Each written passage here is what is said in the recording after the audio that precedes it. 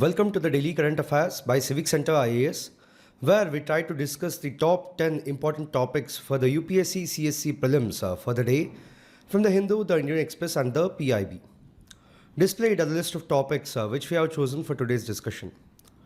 The first article of the day says that the Supreme Court on Wednesday said it will consider hearing in February petitions challenging the constitutional validity of the 2023 law, which deals with the appointment of the Chief Election Commissioner and the Election Commissioners. In this context, we'll talk about the appointment of the Election Commissioners. See, the appointment of the Election Commissioners is governed by Article 324 of the Indian Constitution, which vests the power of superintendence, direction and control of elections in the Election Commission of India. Know that the Chief Election Commissioner and the Election Commissioners are appointed by the President of India. Now, if you have to look at the appointment process, see the Chief Election Commissioner and the other Election Commissioners Appointment Conditions of Service and Term of Office Act of 2023 outlines the current procedure for the appointments, where it says that the President appoints the Chief Election Commissioner and Election Commissioners based on the recommendations of a selection committee, which includes the Prime Minister, a Union Cabinet Minister, and the leader of opposition or the leader of the largest opposition party in the Lok Sabha. Furthermore, a search committee headed by the Law Minister proposes a panel of names to the selection committee, ensuring a thorough and rigorous selection process. The second article of the day says that in the first high-level bilateral engagement with the Taliban regime, Foreign Secretary met Afghanistan Acting Foreign Minister in Dubai on Wednesday. In this context, we'll talk about the Chabahar Port. See, the Chabahar Port, located in the southeastern Iran along the Gulf of Oman, serves as a pivotal maritime hub for regional trade and connectivity. Significantly, its strategic position offers India direct access to Afghanistan and Central Asia, circumventing the need to transit through Pakistan. Now, if we have to look at the key features of the Chabahar Port, see, the Chabahar's location outside the Persian Gulf reduces the transit times and shipping costs for trade with Central Asian countries. Then the port is integral to the International North-South Transport Corridor, which is a multimodal network aimed at enhancing trade between India, Iran, Afghanistan and Central Asia. Now, what is India's involvement in the Chabahar Port development? See, in May 2015, India and Iran signed an MOU, which is nothing but the Memorandum of Understanding for India's participation in the development of Chabahar Port. Then in May 2016, India, Iran and Afghanistan signed a trilateral agreement to establish an international transport and transit corridor, enhancing the connectivity and economic cooperation among the three countries. Then on December 24th of 2018, India Ports Global Limited, through its subsidiary, took over operations of the Shahid Bahesti terminal at Chabahar Port. Now, why is it significant for India? See, firstly, the Chabahar Port facilitates India's trade with Afghanistan and Central Asia, providing an alternative route that bypasses Pakistan. Then the port also enhances India's connectivity to resource-rich regions and serves as a counterbalance to other regional port developments. But there are challenges also, like the regional tensions and the international sanctions on Iran have impacted the pace of development and operation of the port. Then the ongoing efforts are required to fully develop the port's infrastructure and associated connectivity projects to realize its full potential. If you have to look at the recent developments, see, in July 2022, the Ministry of Ports, Shipping and Waterways, in association with India Ports Global, observed Chabahar Day to promote the port's role in connecting Central Asian markets via the INSTC. Furthermore, in January 2023, a workshop titled Linking Chabahar Port with INSTC was conducted, which was to discuss the port's integration into the broader transport corridor network. The third article of the day says that the new chairman of the ISRO, Dr. V. Narayan, is one of the key people behind India's self-reliance in cryogenic technology, which powers all the modern-day heavy lift rockets being used for high-profile space missions. In this context, we'll talk about the cryogenic technology. See, the cryogenic technology involves the production, management and utilization of extremely low temperatures, often below -150 degrees centigrade, to achieve specific outcomes.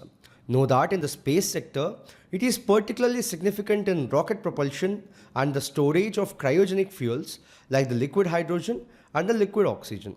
Now, if we have to look at the key features of the cryogenic technology in space, see, first of all, what is the technology? See, the cryogenic technology refers to the use of very low temperatures to manage and utilize materials in their liquid state, enabling efficient energy storage and propulsion. With respect to the application in rockets, see, these cryogenic engines are supercooled liquid fuels, providing higher efficiency and thrust compared to conventional solid and liquid propellants. Now, what are the key cryogenic fuels? The first one is liquid hydrogen, which is a highly efficient fuel with high energy density. Then we have the liquid oxygen, which is used as an oxidizer to burn hydrogen in cryogenic engines. Now, if we have to talk about the India's cryogenic program, see, India's first successful cryogenic stage developed indigenously by the Indian Space Research Organization.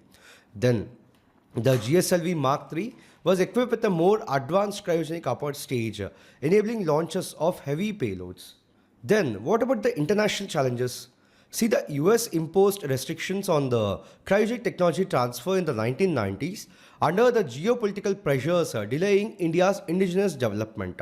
So, ISRO developed the cryogenic upper stage for the GSLV series, marking India's capability to launch heavier payloads into geostationary orbits. Now, how is it significant in the space sector? See, firstly, the cryogenic engines which are there are more efficient than the solid or the semi-cryogenic engines, making them ideal for launching heavier payloads and interplanetary missions. Secondly, it reduces per kg cost of satellite launches by improving the payload capacity. Thirdly, indigenous cryogenic technology reduces the reliance on foreign countries for critical space technology. And lastly, the cryogenic propulsion is essential for long duration missions like the Chandrayaan and Mangalyaan, as well as future interplanetary missions. But there are challenges persisting too. Firstly, the achieving and maintaining extremely low temperatures poses significant engineering challenges. Secondly, the cryogenic storage tanks and the components require specialized materials to prevent the heat transfer and also to ensure the safety. Lastly, these cryogenic systems demand a significant investment in R&D and infrastructure. The next article says that at the first meeting of the Joint Parliamentary Committee on two bills on conducting simultaneous polls on Wednesday, opposition members argued that the panel should be given at least a year to complete its work, considering the scope and scale of deliberations required. In this context, we'll talk about the simultaneous elections. See, the simultaneous elections, properly referred to as one nation, one election, means holding the elections to Lok Sabha, all state legislative assemblies, and also the urban and local bodies at the same time. But currently, all these elections are being held independently of one another, following timelines dictated by the terms of every individual elected body. But see, if you have to know that the concept of this one nation, one election envisions a system in which all state and Lok Sabha elections must be held simultaneously. So, this will entail the restructuring of the Indian election cycle so that the elections to the states and the centre coincide. This would imply that the voters will vote for members of the Lok Sabha and state assemblies on the same day and at the same time. Now, historically speaking, the first general elections of free India were simultaneously held to the Lok Sabha and the legislative assemblies of the states in 1951.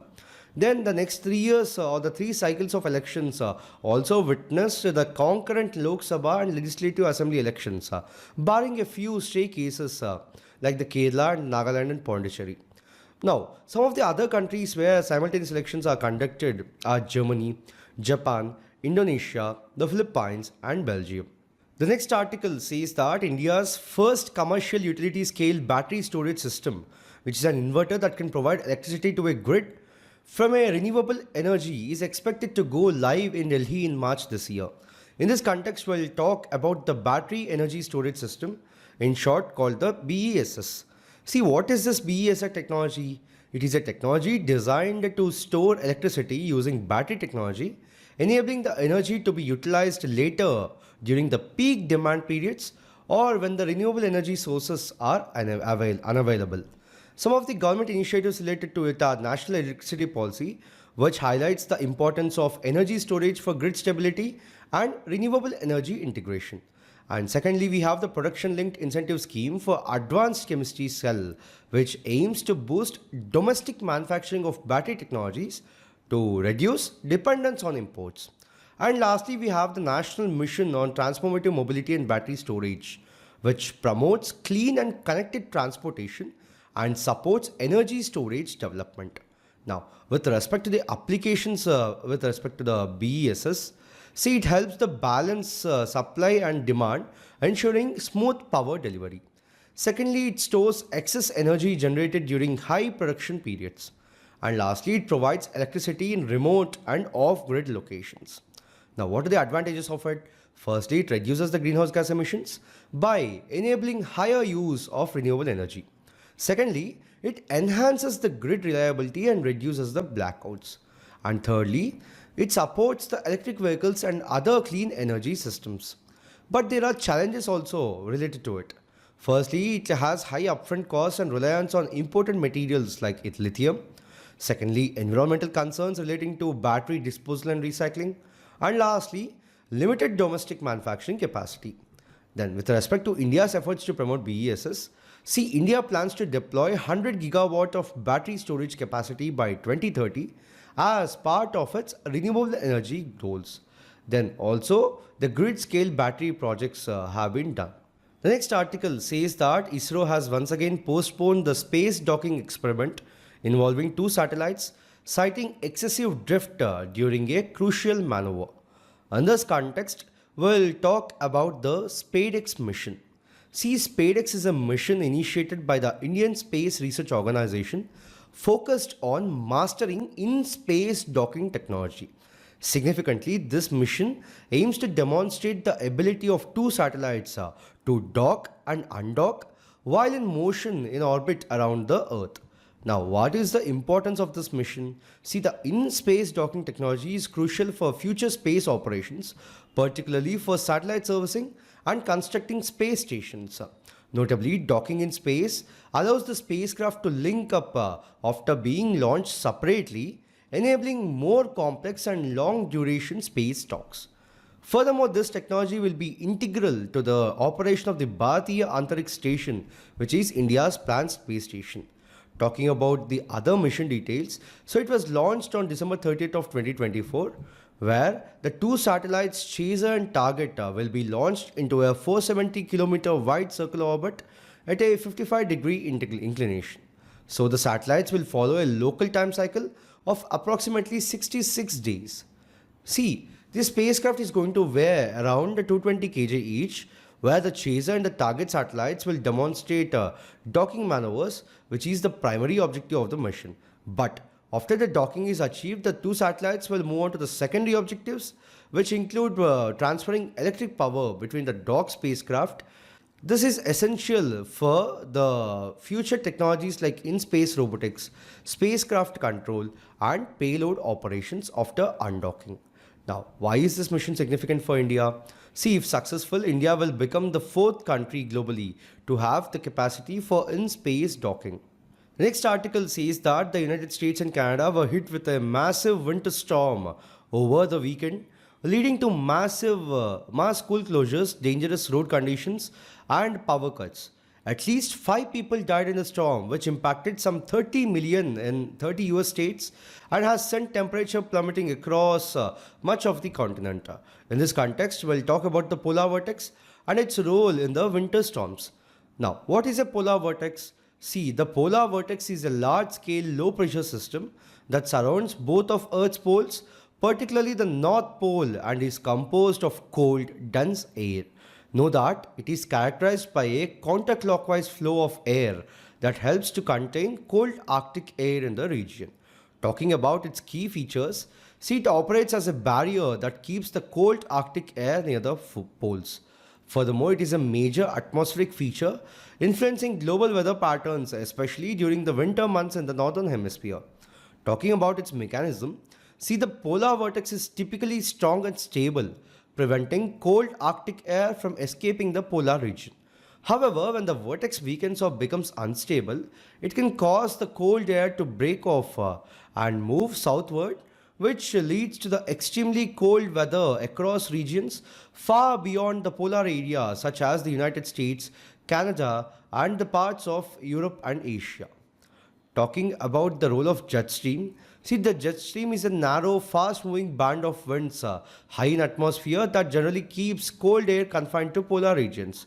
So when the polar vortex weakens, the jet stream becomes more wavy and meandering, leading to an influx of cold Arctic air to lower latitudes, even affecting the areas as far south as Florida.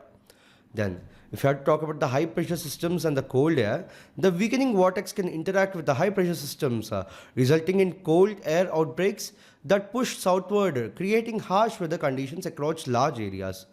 Now, what are the impacts of this polar vortex on the weather? See, firstly, disruptions in the polar vortex have been linked to massive winter storms like the one struck the US and Canada in a recent case, affecting over 60 million people in 30 US states, causing school closures, dangerous road conditions, power outages, and in some cases, fatalities too. Then, the southward movement of the Arctic air leads to sharp drops in temperature, causing extreme cold in the regions typically not prone to such conditions. Now, what is the relationship between the climate change and the polar vortex? See, firstly, one of the consequences of the climate change is faster warming of the poles compared to the rest of the Earth. This phenomenon, called the polar amplification, is thought to weaken the polar vortex, making it more susceptible to disruptions. Secondly, as the global temperatures rise, the temperature difference between the poles and the equator decreases, which weakens the jet stream, makes it more prone to waviness. So this can cause the polar vortex to break apart and allow frigid Arctic air to escape towards lower latitudes. Then, if you have to talk about the impact on the weather, see the weakening of the polar vortex due to climate change would potentially increase the frequency and intensity of extreme weather events, such as the winter storms in regions not typically affected by the severe cold. Then, the experts suggest that the warming of the poles and the weakening of the polar vortex are interconnected phenomena. So, the displacement of the Arctic air is likely to become more common, which may lead to more erratic wind weather patterns. The last article of today says that the Union government should increase the capital expenditure by 25% in financial year 26 while staying within the fiscal glide path, according to the Confederation of the Indian Industry President Sanjeev Puri. In this context, we'll talk about the capital expenditure, in short called the Capex in the Indian economy. See, the Capex refers to the funds allocated by the government or businesses for acquiring or upgrading physical assets such as infrastructure, machinery, buildings, and technology. Know that it is critical for driving economic growth and enhancing productive capacity. Talking about the key features of Capex in India, see, Capex by government includes spending on the infrastructure development, public services, and defense equipment, whereas Capex by the private sector refers to investments in plant, machinery, and technology for business expansion. If we are talking about its characteristics, see, it has long-term investment with the potential to generate returns over years. Furthermore, it contributes to asset creation, economic productivity, and employment. Talking about the role of Capex in economic growth, see, Capex has a high multiplier effect, stimulating demand in related industries like steel, cement, and labor-intensive sectors. Secondly, infrastructure and industrial investments create both direct as well as indirect jobs. Then thirdly, government capex often crowds in private investment by building enabling infrastructure. And lastly, it enhances long-term economic productivity and competitiveness. Talking about the challenges in the capex implementation, firstly, land acquisition, environmental clearances, and procedural inefficiencies hinder timely project completion. Secondly, high fiscal deficits limit government's ability to allocate more funds for capex. And lastly, uneven distribution of capex leads to unequal distribution development across the states. Talking about the key highlights of the recent budget, which is 2024-25. See, the budget allocates 11,11,111 crore for capex, marking a 16.9% increase over the revised estimates of 2023-24. Know that this investment constitutes approximately 3.4% of the India's GDP, reflecting a sustained focus on enhancing the nation's infrastructure. Secondly, including the grants in aid for the capital assets, the effective capex is projected at 15 lakhs 1,889 crore, which is an 18.2% rise from the previous fiscal year. Then the budget continues the scheme for the special assistance to states for capital investment, providing financial support to states for the capex initiatives, promoting balanced regional development. Lastly, despite the increased capex, the government aims to reduce the fiscal deficit to 4.9% of GDP, down from 5.6% in the previous year, indicating a commitment to fiscal prudence alongside growth. So in this video, we have discussed 8 articles in total for today.